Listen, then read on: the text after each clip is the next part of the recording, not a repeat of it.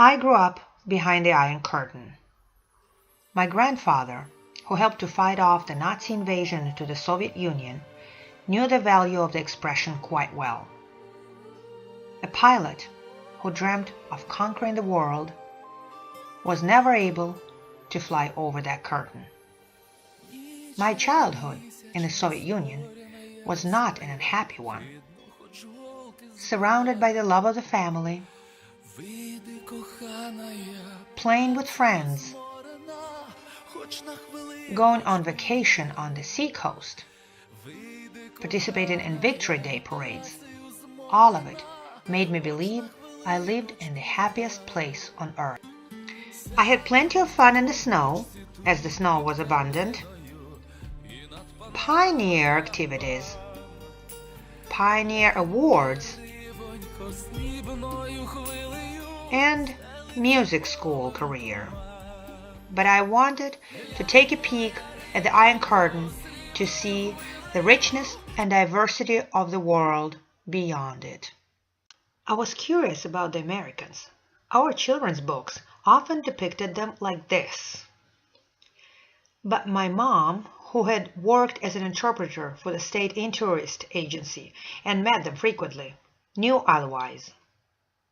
In 1985, a Soviet schoolgirl, Katya Lichova, visited the US following the visit of an American Samantha Smith to the Soviet Union as an ambassador of peace. I was jealous of them.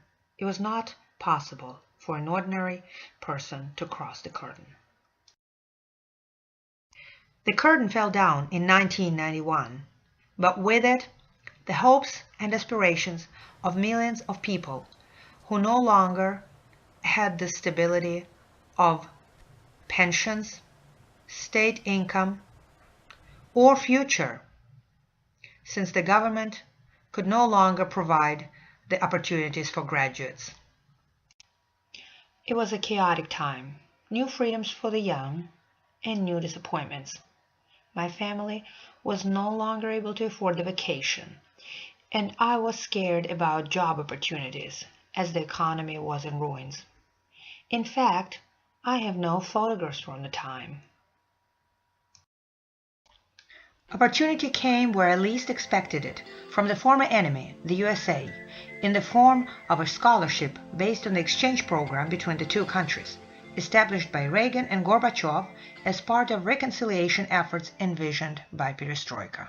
My year in the University of Kansas changed my life. I lost fear of speaking a foreign language, met people from around the world, as well as my future husband, who always dreamt of visiting the Soviet Union, and matured.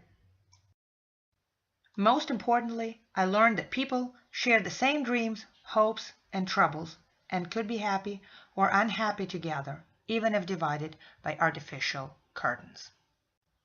I've lived in the US for almost 20 years now. My children are American-born.